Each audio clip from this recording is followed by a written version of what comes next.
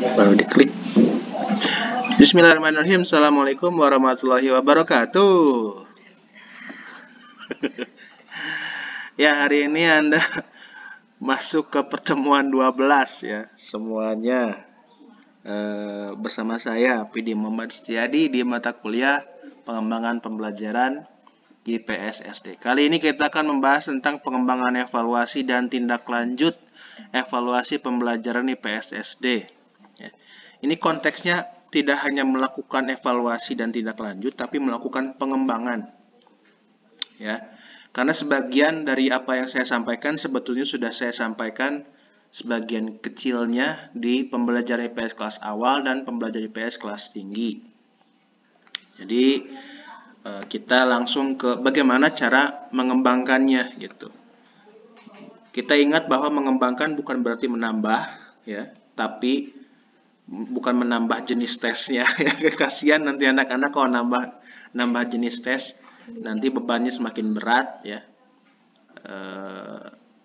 Yang ditambahnya adalah menambah nilai guna dari evaluasi itu. Tidak hanya sekedar dilaporkan, tapi punya manfaat buat siswa, manfaat buat orang tua, dan manfaat untuk sekolah ya. Oke, serupa tapi tak sama. Ada istilah tes, pengukuran, asesmen, dan evaluasi ya. Saya mungkin hanya akan memberikan tugas saja. Ini harus ada di dalam resume. Definisinya masing-masing apa perbedaannya ya. Bisa dilihat di bukunya Pasapria ya, tahun 2006, pembelajaran IPS kalau nggak salah, atau pendidikan IPS judulnya. Tes itu salah satu jenisnya. Pengukuran itu adalah kegiatannya, asesmen itu adalah tindak lanjut dan segala macam dari hasil tes dan pengukuran, dan evaluasi adalah judgement akhir, lulus atau tidak lulus, itu kata kuncinya. Ada yang sifatnya data kuantitatif, ada yang sifat datanya kualitatif. Ya. Misalnya, bisa nggak digabung kedua hal ini? Bisa. Misalnya nilai 70 kuantitatif, itu berarti dalam kualitatifnya apa? Misalnya, siswa sudah dapat menjelaskan, bisa menyebutkan, bisa mengklasifikasi, bisa segala macam, tapi belum bisa mengevaluasi dan mensintesis misalnya. Di 70 itu artinya apa gitu. Atau sebaliknya, kualitatifnya. Misalnya siswa sudah bisa mendeskripsikan, sudah bisa segala macam, kira-kira dapat nilai kuantitatifnya berapa? Gitu. Ya. Bisa dua arah. Ya. Lalu ada prinsip evaluasi. Silakan cari ke BSNP, Standar Nasional Pendidikan, tahun 2016 yang terakhir. Ada prinsip sahih, objektif, adil, terpadu, terbuka, menyeluruh, sistematis, dan akuntabel. Silakan cari definisinya. Saya tugaskan itu untuk dicatat di resume ya. Dari BSNP, Badan Standar Nasional Pendidikan, yang kemarin dibubarkan. Ya, lalu ada jenis dan teknik pengumpulan data evaluasi ya. Di sini ada tes dan non-tes. Ada tes lisan, ada tes tertulis. Tes tertulis ada objektif dan uraian. Ada tes tindakan, baik performansi maupun produk. Ya. Ada non-tes. Apa bedanya tes dengan non-tes? Ya. Jawaban tes itu biasanya ada satu jawaban benar. Biasanya. Tapi kalau non-tes bisa jadi sifatnya eksploratif. Jawaban apapun atau hasil observasi kita apapun itu bisa muncul gitu. Jawabannya bisa berbeda-beda.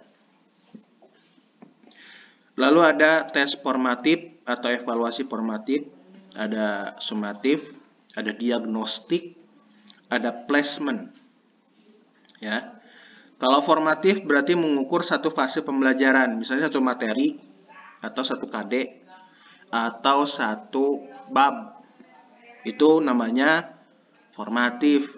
Kalau teman-teman pernah dengar istilah ulangan harian, itu formatif. Gitu. Lalu ada sumatif. Nah, ini mengevaluasi keseluruhan pembelajaran di tengah dan akhir kalender akademik.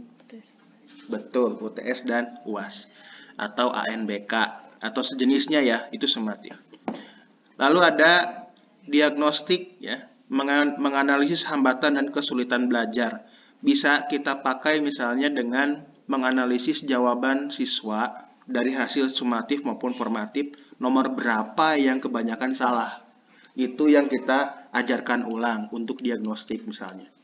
Nah, jangan-jangan siswa belum mengerti misalnya nomor 5 ya, nomor 5 di soal tes itu kebanyakan salah siswa tuh jawabnya.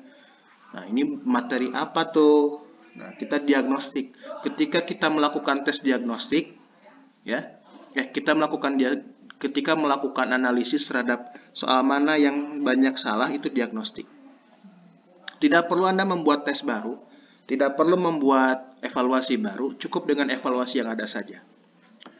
Lalu ada placement, mengidentifikasi komposisi siswa untuk dikelompokkan atau dijuruskan pada program belajar tertentu.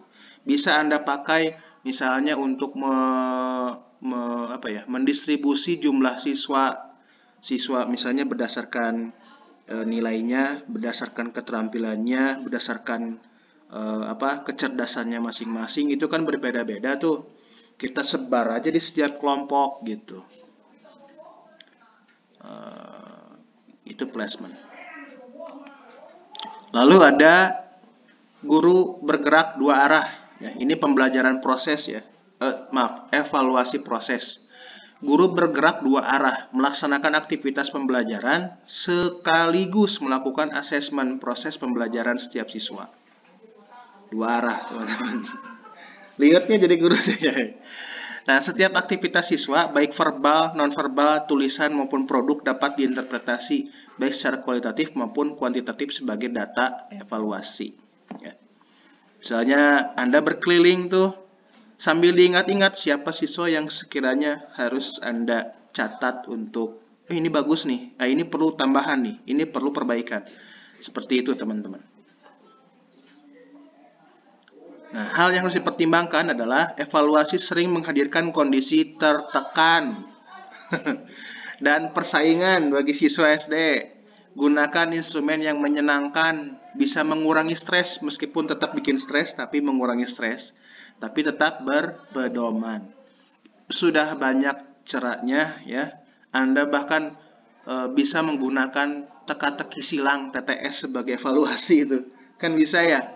Nah, itu salah satu cara agar siswa itu tidak terlalu tertekan dengan tes, dengan evaluasi gitu.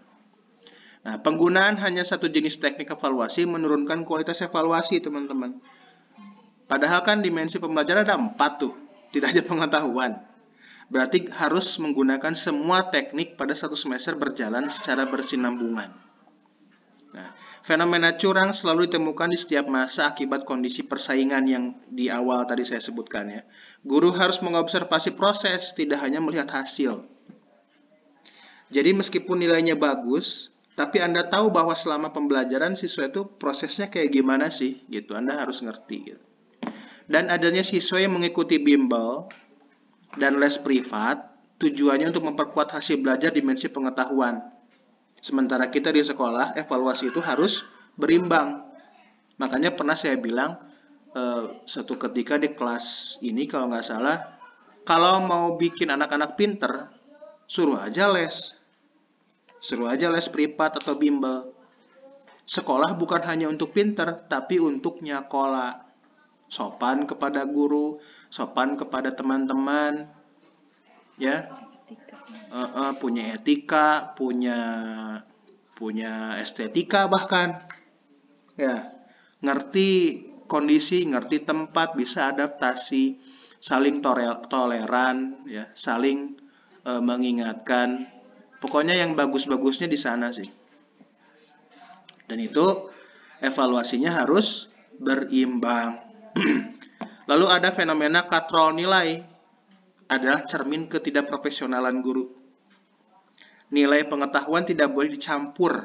Ingat, nilai pengetahuan tidak boleh dicampur dengan sikap.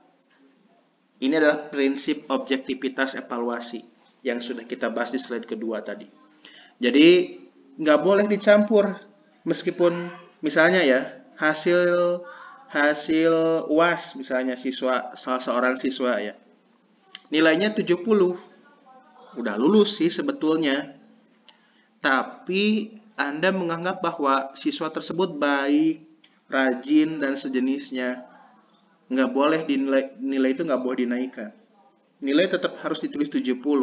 Nggak boleh jadi 75 atau 80.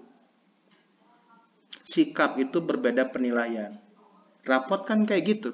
Ada rapot yang nilainya nilai pengetahuan, ada yang sikap. Nah, sikapnya yang seringkali kita lupa tuh. Ya. Selalu dokumentasikan semua proses evaluasi pembelajaran setiap siswa pada dokumen terpisah secara berkala sebagai bahan pelaporan dan tindak lanjut. Makanya kenapa ada buku induk siswa? Ya, kita pernah bahas ini di perencanaan pembelajaran kemarin. Nah, siswa sudah menyelesaikan 1 semester pembelajaran dan sudah melaksanakan ujian. Terus Anda sudah menganalisis semua tugas, produk, catatan observasi, anekdot, dan segala macam ya. Tes-tesan. Terus di mejanya sudah terkumpul data kuantitatif dan kualitatif. Terus nyusun laporan, bikin rapot, nilai kuantitatif udah diisi, nilai sikap sudah diisi, dan selanjutnya apa? Nah, selanjutnya Anda harus bisa memahami dulu bahwa nilai itu ada beberapa jenis. Ada nilai angka, ada nilai huruf, ada skala, ada deskripsi. Ini tergantung kurikulum ataupun kebijakan yang dipakai di sekolah masing-masing ya. Apa maksudnya ini? Setiap kita kembali kepada slide awal ya, yang ini.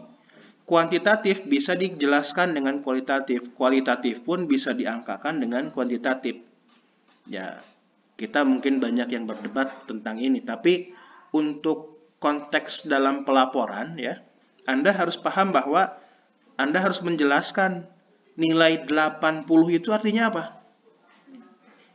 Kadang-kadang ada orang tua yang bahkan nggak ngerti bahwa angka 80 atau 70 itu sudah lulus. Nggak usah kemudian anaknya ini kamu nilainya jelek, lalalala, karena gurunya nggak menjelaskan dulu. Harus jelasin dulu ke orang tua gitu, bahwa nilai ini artinya apa gitu. Nah, tindak lanjutnya adalah pengambilan keputusan instruksional, misalnya pengayaan, remedial, home visit, atau memodifikasi komponen pembelajaran untuk di semester selanjutnya ya. Lalu ada pelaporan kepada pihak berkepentingan dalam pertengahan semester berjalan, atau di home visit, atau dilaksanakan pada akhir berupa rapot. Lalu mengadakan meta evaluasi. Kita yang mengevaluasi evaluasi kita. Paham nggak maksudnya? Jadi kita udah ngumpulin nih, ada tes, ada portofolio, ada segala macam. Terus hasilnya jadi muncul hasilnya. Apakah kita harus mengevaluasi evaluasi kita ya? Sekali lagi saya ulang ya, mengevaluasi evaluasi yang sudah kita lakukan. Gitu. Apakah perlu misalnya ternyata tes pakai TTS itu kurang efektif misalnya. Saya pakai cara yang lain bisa nggak ya gitu. Boleh tuh, silahkan Anda lakukan meta evaluasi. Ya, itu tindak lanjutnya ya. Nah, ini pembelajaran pengayaan sebagai salah satu jenis tindak lanjut instruksional ya. Yang di slide sebelumnya ini, yang di sini nih. Keputusan instruksional ya. Ada pembelajaran pengayaan, yaitu aktivitas pembelajaran yang dirancang untuk memberikan pengalaman melampaui standar kurikulum. Ini siswanya udah bagus nih. Ya. Kondisinya siswanya sudah bagus. Apakah perlu ada pendalaman materi melalui aktivitas tambahan untuk mengasah kompetensi lain di luar kurikulum standar? Misalnya ada field trip, perlu nggak? Gitu. Atau pembelajaran proyek perlu nggak? Gitu. Agar ada penambahan pengalaman lain gitu. Seperti itu teman-teman.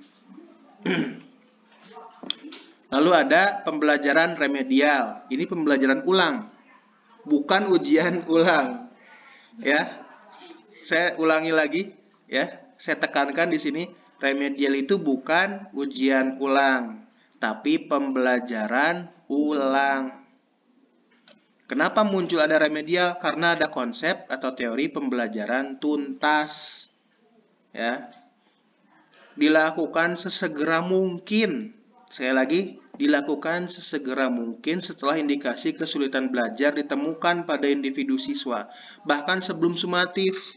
Kalau Anda menemukan siswa bengong setelah Anda menjelaskan, oh, berarti mereka nggak ngerti nih.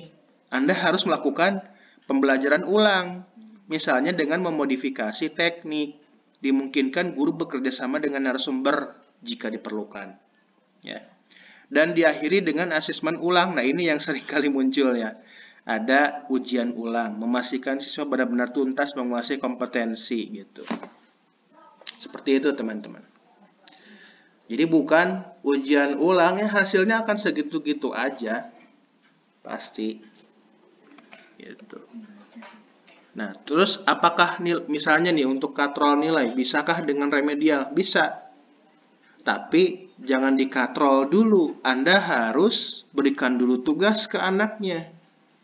Atau berikan dulu tambahan materi untuk anaknya. Baru Anda katrol. Jadi katrolnya ada alasan gitu. Paham nggak maksudnya? Jadi sebelum Anda menaikkan nilai anak, Anda harus pastikan anak tersebut sudah paham dulu standarnya gitu.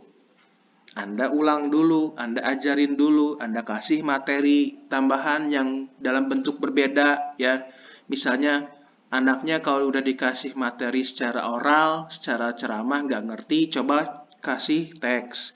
Nggak ngerti pakai teks, coba pakai video, coba pakai apa, coba pakai visual, pakai pamflet atau pakai gambar gitu.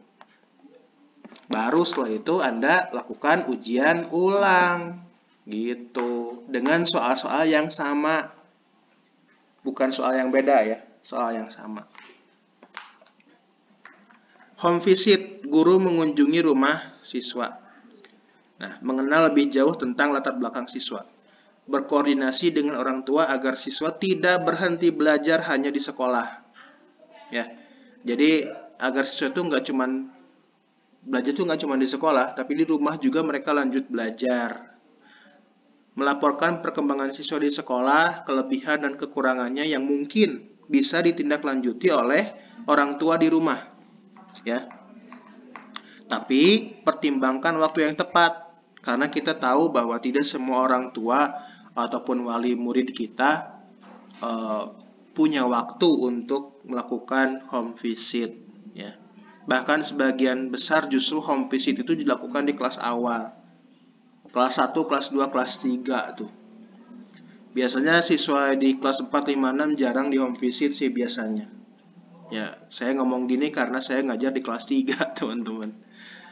Ya. Lalu ada pihak yang berkepentingan menerima hasil laporan evaluasi pembelajaran. Ada guru, ada siswa, dan ada orang tua. Ingat bahwa peran guru pada pelaporan itu harus memberikan pemahaman yang tepat mengenai interpretasinya. Ya. Jadi nilai-nilai itu artinya apa gitu. Bukan sekedar membagikan rapot dan membiarkan orang tua menginterpretasi sendiri. Berbahaya. Ya. Bisa jadi malah siswa itu ditekan oleh orang tua untuk belajar tambahan, padahal nilainya udah lulus. Ingat bahwa bukan nilai besarnya yang diambil, tapi siswanya nyakola nggak? Punya, selain belajarnya bagus, nilainya bagus, dia sikapnya bagus nggak? Gitu. Kita harus pertimbangkan itu semua. Makanya penting catatan anekdot tuh. Catatan harian tuh buat guru penting banget agar kita bisa mengingat setiap siswa itu punya kelebihan kekurangan di sebelah mana. Kalaupun lupa bisa buka catatan dulu kan sebelum Anda menjelaskan ke orang tua gitu. Nah, guru mengundang orang tua dalam pelaporan evaluasi itu untuk menerima raport. Awali dengan pengantar ringkas mengenai pembelajaran selama 1 semester sebelumnya, ya. Dan berikan pesan agar orang tua ikut memotivasi siswa untuk belajar lebih rajin di semester selanjutnya. Dan jelaskan arti dan deskripsi dari nilai-nilai yang tercantum dalam raport. Ya, mungkin format raport berbeda-beda sesuai dengan kurikulum. Lalu bagikan rapot secara individual. Ya, bagikan rapot secara individual. Nggak boleh orang tua lain tahu nilai siswa orang lain. Ya, suka dibanding-banding, betul. Makanya kasih bagikan rapotnya itu harus per individual. Ya, tapi nggak cuma dibagiin langsung, udah dibagi udah gitu. Ibu Rizka masuk langsung. Ibu Hana jangan dulu. Jelasin dulu ke siswa dan juga orang tuanya. Dan jika diperlukan, adakan sesi diskusi forum dengan agenda yang jelas. Misalnya ada keberatan terhadap nilai yang diberikan, silakan. Anda harus terima itu. Karena sekolah harus demokratis. Itu sudah amanat dari Undang-Undang Sisdiknas, teman-teman. Bahkan Sisdiknas yang baru pun pasti ada kata demokratis selanjutnya. Ya. Dan itu Anda harus terima. Catatan akhir, evaluasi melibatkan aktivitas judgement, lulus dan tidak lulus. Judgement dapat diambil berdasarkan patokan maupun secara normatif. Dapat dari mana nih materi ini? Ya, silakan cari di buku-buku evaluasi pembelajaran. Ya. Ada 4 dimensi aspek penilaian: pengetahuan, keterampilan, sikap, dan aksi sosial. Maka teknik evaluasinya harus beragam. Evaluasi pembelajaran bukan hanya untuk menentukan keberhasilan siswa belajar, tetapi juga keberhasilan guru menjalankan pembelajaran. Kalau siswanya nilainya jelek-jelek, kebanyakan mayoritas ya, kecil-kecil, kemungkinan Anda salah ngajar. Kemungkinan. Gitu. Jadi Anda harus refleksi itu. Ya. Seringkali di dalam skripsi itu, ini saya bahas skripsi lagi ya. Pendahuluan tuh, di dalam pendahuluan tuh siswa sering disebutkan pemahaman siswa terhadap materi ini kurang. Karena apa tuh? Ya pasti karena gurunya kan. Jadi teman-teman, hati-hati dalam memilih kata di dalam skripsi itu. Itu bisa jadi malah menjelekkan guru secara tidak langsung. Bumerang bahkan. Makanya kita harus dapat analisis yang tepat dulu ketika melakukan skripsi itu. Yang mendalam, yang betul-betul mengakar pada permasalahan. Dan bisa jadi Anda awali dulu dengan permasalahan di nasional. Lalu ke provinsi, lalu ke khusus ke sekolah itu. Artinya masalah yang terjadi di nasional ini ada andil sekolah itu. Gitu. Jadi Anda tidak akan serta-merta ke guru nantinya. Jadi berbahaya teman-teman. Anda kalau nulis siswa selama ini mempelajari sejarah monoton lalalala ya, berarti Anda nyalahin gurunya itu. Anda menyalahkan gurunya padahal Anda selulus pun belum gitu. Kadang-kadang ini sering saya tanyakan dalam ujian sidang tuh. Kalau ada latar belakang semacam itu. Anda berani ya melakukan analisis ini gitu. Kecuali kalau Anda mencantumkan referensinya. Misal, ada tuh buku atau artikel atau jurnal yang mencantumkan masalah serupa. Itu referensinya. Baru itu bisa diambil kesimpulan. Tapi Pak, ini kan untuk penelitian pendahuluan. Ya berarti penelitian pendahuluannya berdasarkan wawancara dan juga observasi dan juga studi dokumentasi hasil tes sebelumnya. Jangan itu berdasarkan pemikiran Anda sendiri gitu. Jadi harus punya data, harus punya landasan gitu. Kalau ada yang bikin latar belakang kayak gitu, itu habis tuh sama saya. Nggak cuma saya sih sebetulnya, ada beberapa dosen yang juga sama seperti itu. Ya, demikian saja untuk hari ini. 2 materi ya. Sudah saya berikan kepada teman-teman. Apakah cukup menampol kita semuanya ya? Semoga saja gitu. Ingat bahwa rapot itu nggak cuma dibagikan, tapi Anda harus jelaskan kepada orang tua, ya. Jangan cuma langsung dibagikan, kasih konsumsi gitu ya, kasih snack terus pulang gitu. Itu mubadir itu. Tapi Pak, tugas guru kan banyak banget. Iya, betul, saya tahu tugas guru banyak banget. Makanya Anda harus punya energi yang bagus gitu. Energi yang bagus. Jangan kebanyakan begadang untuk nonton nonton maraton K-pop atau K-drama gitu. Atau anime ya, sama-sama toksik tuh.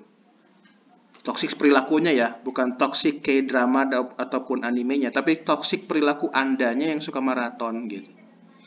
Buat nonton yang kayak gitu gitu. Gak salah K-pop sama K-drama sama animenya, Andanya yang toksik. Ya. Jadi kalau Anda udah mau lulus ya, kayaknya hobi yang tidak bermanfaat bisa jadi harusnya dihilangkan. Ya, sesekali sajalah kalau lagi liburan gitu, buat refreshing. Nggak usah jadi tiap hari atau tiap minggu gitu. Ya, itu saja pesan dari saya. Dan selanjutnya silakan Anda pelajari, cari referensi dan isi ke dalam resume ya tentang yang ini dari bukunya Pak Sapria, lalu tentang ini dari BSNP, dan juga udah ya. Udah. Ya, itu saja. Silakan catat di resume masing-masing, nanti dikumpulkan di pertemuan terakhir.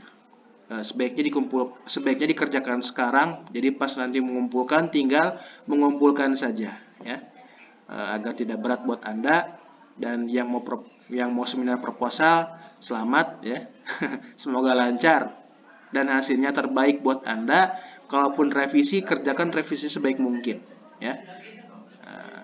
Demikian perkuliahan kali ini. Bila hidayah wa taufik. Wassalamualaikum warahmatullahi wabarakatuh.